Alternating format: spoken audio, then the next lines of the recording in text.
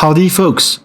Les auditions continuent, cette fois-ci dans le Michigan. CNN est pris la main dans le sac en train de conspirer avec le Parti démocrate, mais bon, ça devrait étonner personne sur cette chaîne, et je vous décris la stratégie utilisée par Donald Trump pour l'emporter. Vous êtes sur The American Dream et merci de suivre avec moi ces points quotidiens tous les jours. Donc aujourd'hui on fait une vidéo normale qui n'est pas un live donc. J'étais malade hier comme je l'ai posté sur les réseaux. Merci beaucoup à tous pour vos messages de soutien. J'ai été testé négatif au Covid-19 donc j'ai donc juste eu une grippe standard ou alors autre chose, je sais pas, mais en tout cas je me sens beaucoup mieux. Donc voilà, pas de virus chinois. Et oui, on peut bien appeler ça le virus chinois maintenant, il paraît que c'est plus raciste. CNN a dévoilé un document secret que la Chine nous a gardé, qui annonce que en fait la Chine a essayé de dissimuler la découverte de ce virus. Et bien entendu, la supposition, mais déjà des universités avaient fait des projections, et que si le monde avait été au courant de ce virus avant qu'il se soit propagé partout, on aurait pu éviter toute la pandémie actuelle. Donc voilà, la Chine qui avoue un peu avoir caché au monde la découverte de ce virus. Donc pas étonnant, mais bon, bien entendu, on n'en parlait pas au moment où Donald Trump disait exactement la même chose. Lien en description vers l'article de CNN en question. Donc ma voix est peut-être différente aujourd'hui, mais sachez que je me sens beaucoup mieux qu'hier. Donc alors, revenons sur nos 6 États en dispute. Dans le Nevada, on est toujours en attente. Un juge va examiner les preuves le jeudi 3 décembre, donc c'est demain, les preuves de fraude remontées par l'équipe Trump. Donc on aura sans doute beaucoup plus d'informations demain. Dans l'Arizona, l'État a officiellement donné ses grands électeurs pour Joe Biden, mais on va le voir dans la suite de la vidéo, l'équipe Trump n'en a pas terminé.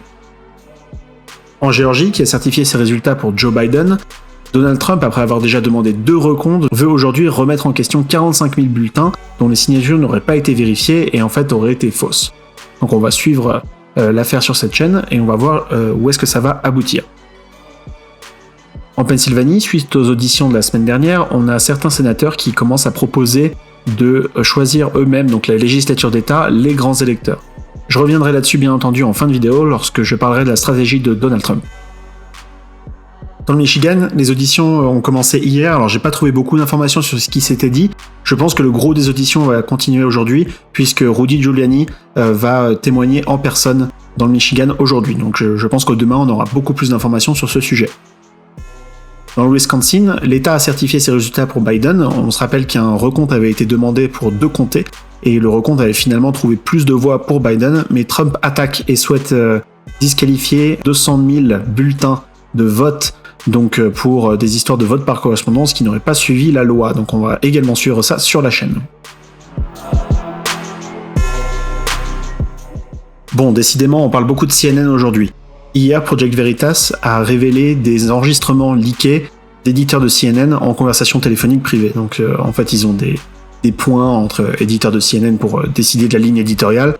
Et donc, Project Veritas a réussi à enregistrer ces appels téléphoniques. Et donc, dans ces appels, on observe bien entendu CNN en train de planifier sa ligne éditoriale et de masquer le plus possible la défense de Trump, donc cette défense qui consiste à exposer les fraudes. Donc je vous laisse écouter. Sachez que j'ai coupé la partie de l'enregistrement qui parle spécifiquement de la partie qui nous intéresse. Quand ils disent « ils » dans l'enregistrement, ils parlent du Parti démocrate. Et donc ils disent bien que le Parti démocrate a demandé à CNN de minimiser la défense de Trump, en tout cas de ne pas médiatiser ce que Trump essaye d'exposer comme fraude.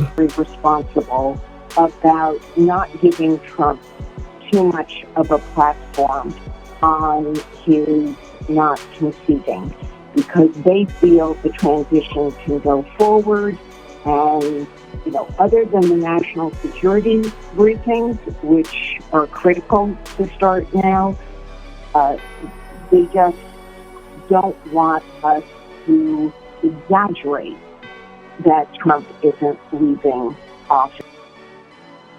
Bon, comme je le disais, ça devrait étonner personne sur cette chaîne. On sait très bien, CNN, the most trusted name in news, comme ils aiment bien s'autoproclamer, n'est absolument pas indépendant, bien entendu, et on le voit très bien qu'ils sont connectés très fortement avec le Parti démocrate.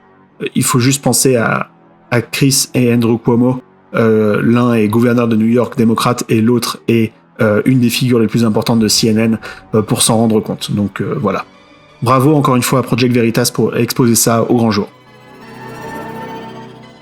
Alors avant qu'on passe à la stratégie de Donald Trump selon moi, je vous invite à laisser un like sur la vidéo si vous appréciez ces parties récap qui sont assez objectives finalement, où je fais des revues de presse, où je vous parle en tout cas ce qui est assez suffisamment vérifié. En tout cas, inscrivez-vous pour pas rater la suite. Donc la stratégie de Trump. Alors, on sait, les auditions ont commencé en Pennsylvanie la semaine dernière, mercredi. Elles ont continué dans l'Arizona lundi, donc cette semaine, et dans le Michigan hier et aujourd'hui. Ces auditions n'ont pas de valeur juridique. Ce sont juste des auditions publiques devant la Chambre des représentants et le Sénat, donc les congrès de chaque État. Donc pas le congrès des États-Unis, mais vraiment, quand il y a des auditions en Pennsylvanie, c'est devant le congrès de la Pennsylvanie. Et donc ces auditions ont pour but de montrer à ces représentants les fraudes. Donc, ça n'a pas de valeur juridique, mais en tout cas, ça permet d'alerter, parce que il faut penser que ces gens qui sont élus sont sans doute peut-être un peu déconnectés de ce qui se passe, comme beaucoup d'élus malheureusement. Et là, ça permet de faire témoigner des gens, soit qui ont vu des fraudes en premier lieu, soit de remonter les informations les plus à jour sur ce qu'on sait des fraudes. Dans ce qu'on a vu à l'issue de ces auditions, on l'a vu en Pennsylvanie, où juste après ces auditions, certains sénateurs ont appelé le Congrès de Pennsylvanie à choisir ses grands électeurs et à ignorer le vote du peuple. Donc je rappelle que c'est possible, en fait, le 12e amendement donne le droit aux États de choisir les grands électeurs, mais ne spécifie pas comment ils les choisissent. Tous les États, dans les faits, ont choisi d'organiser un vote populaire, et le résultat du vote populaire, c'est-à-dire le vote du peuple choisi, désigne les grands électeurs. Mais dans les faits, et la Cour suprême l'a rappelé en 2000, dans les faits, le Congrès de chaque État, donc la législature d'État, a le pouvoir à n'importe quel moment de reprendre le pouvoir sur cette sélection des grands électeurs.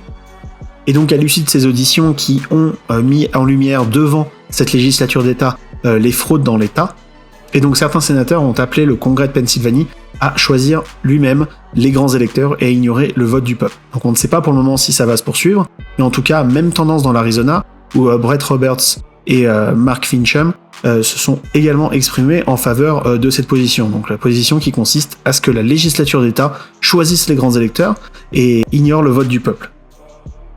C'est important parce que dans chacun de ces deux États, en fait, dans tous les États en dispute sauf le Nevada, la législature d'État est à majorité républicaine. Et donc on peut imaginer que cette législature finalement choisisse des grands électeurs qui, eux, iront voter pour Donald Trump le 14 décembre. Voilà selon moi ce qu'est la stratégie de Donald Trump. En fait, je pense que depuis le début, ils essaient de montrer des fraudes, donc des morts qui votent, des bulletins qui ont été comptés 2 fois, ce genre de choses. Et malgré la disqualification de ces bulletins, Biden est toujours devant dans ces États. En revanche, ils ont du mal à prouver des fraudes massives, tout simplement parce que c'est assez difficile à prouver et il faut du temps pour prouver tout ça. Et le temps compte en ce moment. Les grands électeurs doivent voter avant le 14 décembre, c'est dans moins de 2 semaines, il faut absolument que les choses avancent vite. Et donc je pense que le but de ces auditions était de montrer à quel point la fraude était avérée pour que les législatures d'État reprennent leurs responsabilités et décident d'élire les grands électeurs, bien entendu qui seraient a priori républicains puisque cette législature d'État est à majorité républicaine. Pour conclure, voilà mon avis sur la question. Je pense que d'ici le 14 décembre, tout ce que fait Sidney Powell ne sera pas prouvé et révélé au grand jour encore. Les disqualifications de bulletins de vote et les fraudes massives ne seront pas prouvées devant les cours de justice qui traînent un peu trop à faire avancer les sujets. Et donc la dernière chance de Donald Trump d'avoir des grands électeurs qui votent pour lui au 14 décembre, c'est si les législatures d'État choisissent les grands électeurs directement en ignorant le vote du peuple. Et donc, je pense qu'ils utilisent ces auditions-là pour essayer de convaincre les législatures d'État qu'effectivement il y a eu des fraudes, et donc en quelque sorte de contourner la justice, ou en tout cas d'accélérer un peu le processus, pour que les législatures d'État, comme le permet la Constitution, choisissent les grands électeurs. Donc pour le moment, on a juste vu des appels de gens qui proposaient cette solution. Pour le moment, ça n'a pas été fait encore, mais je pense que c'est la stratégie principale de l'équipe de Donald Trump en ce moment. D'ailleurs, si vous regardez les 3 États dans lesquels il y a des auditions en ce moment, donc l'Arizona, la Pennsylvanie et le Michigan, en fait, il suffit que Donald Trump change ces 3 États-là pour remporter l'élection. Il a alors plus de 270 grands électeurs et il n'a pas besoin de changer le résultat en Géorgie, ni dans le Wisconsin, ni dans le Nevada, ça n'aura pas d'importance. Dites-moi ce que vous en pensez en commentaire, retrouvez le lien aussi vers le Discord en description où nous parlons d'élections tous les jours, on est plus d'une centaine maintenant à être sur ce forum. Je vous donne mon avis, il est complètement personnel. Je sais que dans la communauté, il y a des gens qui sont beaucoup plus optimistes sur le fait que l'audit des machines Dominion vont révéler une fraude massive. Moi, personnellement, je ne pense pas que l'équipe de Donald Trump compte sur ça. Pas parce qu'ils y croient pas, mais je pense qu'ils ont besoin de quelque chose qui avance d'ici le 14 décembre. Et à mon avis, ces audits vont prendre du temps. Et c'est pour ça que je pense pas que l'équipe de Donald Trump, en tout cas, compte uniquement sur cette stratégie pour prouver qu'ils ont gagné légitimement l'élection. Donc voilà, dites-moi ce que vous en pensez, likez la vidéo, inscrivez-vous si c'est pas déjà fait. On se retrouve demain pour le live FAQ, il est en description également.